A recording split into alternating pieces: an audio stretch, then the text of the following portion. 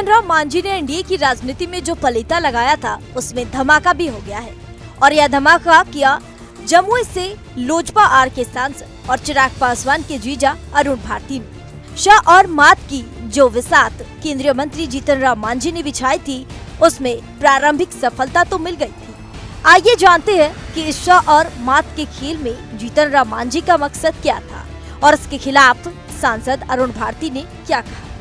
दरअसल केंद्रीय मंत्री जीतन राम मांझी के बयान पर पलटवार करते हुए जमुई के सांसद अरुण भारती ने कहा कि पशुपति पारस में कोई गुण नहीं है। रामविलास पासवान के उद्देश्य राजनीतिक विरासत को चिराग पासवान ही आगे ले जा सकते हैं और देश में रामविलास के जाने से एक दलित नेता की जो कमी हुई है उसकी भरपाई चिराग पासवान ही कर सकते हैं। वहीं जीतन राम मांझी के बयान का खंडन करते हुए सांसद अरुण भारती ने जीतन राम मांझी पर ही सवाल उठा दिया कि वो ऐसी बयानबाजी क्यों कर रहे हैं। बिहार में इन दिनों दलित राजनीति उफान पर है और अभी देखें तो अलहदा रूप में दलित राजनीति के मुख्यतः दो प्लेटफॉर्म हैं, एक लोक जनशक्ति पार्टी और दूसरा हिंदुस्तानी अवाम मोर्चा सेक्युलर। वर्तमान समय में लोजपा दो धड़ों में बट गई है। चिराग पासवान के नेतृत्व में लोजपा आर और पशुपति पारस के नेतृत्व में लोजपा राष्ट्रीय ताल ठोक रही है।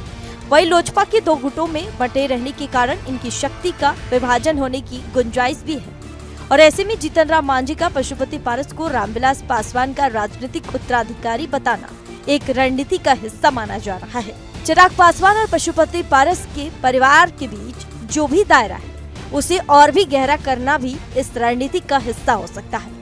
कहा जा रहा है कि जीतन राम मांझी बहुत दूर की सोच रहे हैं। दरअसल बिहार की राजनीति में दलित राजनीति का स्पेस जो रामविलास पासवान छोड़ गए हैं उनकी हकदारी के लिए भी यह मारामारी चालू है। वही चिराग पासवान युवा है और बिहार की दलित राजनीति में उनकी पैठ लोकसभा चुनाव में दिखी भी और लोजपा आर 100% स्ट्राइक रेट देकर दलित नेतृत्व पर वर्चस्व कायम करता दिखा। वही जीतन राम मांझी के पुत्र संतोष सुमन भी काफी पढ़े लिखे और अभी राज्य सरकार में मंत्री हैं।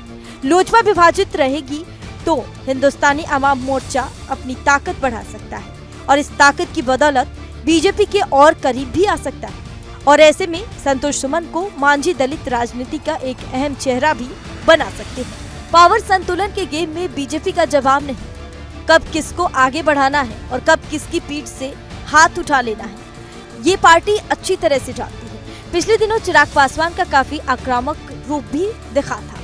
तब केंद्र सरकार में मंत्री रहते हुए जातीय जनगणना, वक्फ बोर्ड, आरक्षण और लेटरल एंट्री पर चिराग पासवान विरोधियों के सुर में सुर मिला रहे थे और यह वही समय था जिसके बाद बीजेपी के केंद्रीय नेतृत्व ने पशुपति पारस से मुलाकात कर चिराग पासवान को इशारों में समझा दिया था। सवाल ये है कि क्या मांझी को आगे करना भाजपा की संतुलन नीति का दूसरा झटका तो नहीं। बता दें आपको, पशुपति कुमार पारस और चिराग पासवान के बीच बातचीत तक बंद है। रामविलास का कुनबा बिखर चुका है। पारस की पार्टी आरएलजेपी है जबकि चिराग की पार्टी एलजेपीआर रामविलास है। रामविलास पासवान के निधन के बाद पार्टी टूट गई थी और 2024 के लोकसभा चुनाव में एनडीए में पारस को एक भी सीट नहीं दी गई थी। चिराग को 5 सीटें मिली और सब पर जीत हुई। सबके बाद चिराग पासवान को केंद्रीय मंत्री बनाया गया और वैसे अब सवाल यह भी उठ रहा है कि क्या चिराग को कंट्रोल में रखने के लिए मांझी ने इस तरह का बयान दिया है। न्यूज नेशन अब व्हाट्सएप पर खबरों के ताजा अपडेट के लिए न्यूज नेशन के इस QR कोड को स्कैन करें।